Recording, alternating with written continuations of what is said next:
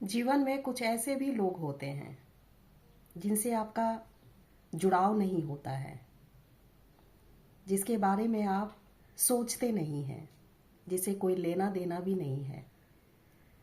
लेकिन जब आप जीवन में चमक रहे होते हैं, साइन कर रहे होते हैं, तो उन लोगों के पेटों में दर्द होना शुरू हो जाता है। वो आपसे जलने लगते हैं, चिढ़ने लगते हैं, और आप सोचते हैं कि मैंने तो इसका कुछ बिगाड़ा भी नहीं, मैं इसके बारे में बुरा भी नहीं सोचता हूँ, फिर मेरे से ये क्यों जल रहे हैं, मेरे बारे में ऐसी बातें क्यों कर रहे हैं। तो वहाँ ज़्यादा सोचने की ज़रूरत नहीं है, न उस पर चिंतन मनन करने की ज़रूरत है, क्योंकि जीवन में जब आप आगे बढ़ रहे होते हैं ना, तो ऐसे व्यक्ति से टकराना तय है। इसी पे मैं आपको एक कहानी सुनाती हूँ, जुगनू और सांप की। एक बार एक जुगनू के पीछे एक सांप पड़ गया उसे खाने के लिए। जुगनू बहुत तेजी से आगे निकल रहा था, सांप उसके पीछे पीछे जा रहा था।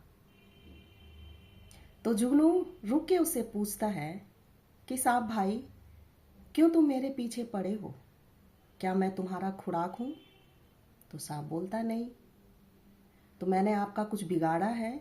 तो नहीं। तो फिर आप मेरे पीछे ही क्यों पड़े हुए हैं? तो सांप बोलता है कि भाई तू इतना चमक रहा है कि यह चमक मुझसे बर्दाश्त नहीं हो रहा है। जहां अंधेरे में हाथ को हाथ नहीं दिख रहा है और वहां तू चमक रहा है, इसी चमक से मुझे जलन हो रही है, इसलिए मैं तुझे खाना चाह रहा हूं कि यह चमक बंद हो जाए। तो उसी तरह हम सभी के जीवन में कुछ व्यक्ति सांप की तरह होते हैं, परंतु आप जुगनू की तरह चमकते रहिए, साइन करते रहिए, आगे बढ़ते रहिए और सफलता को प्राप्त करते रहिए। ओम शांति।